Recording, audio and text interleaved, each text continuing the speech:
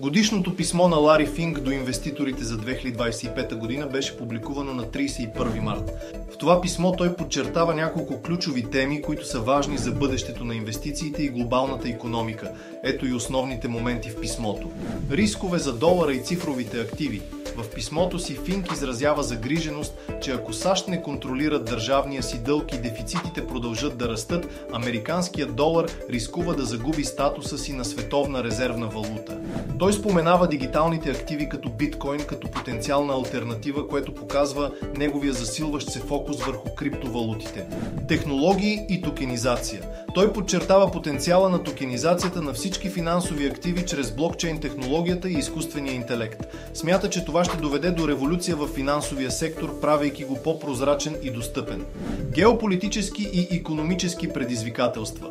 Финк отбелязва, че светът влиза в нова ера, характеризираща се с геополитически напрежения и промени в глобалните вериги за доставки. Той предвижда, че инфлацията може да се задържи на високи нива за по-дълго време.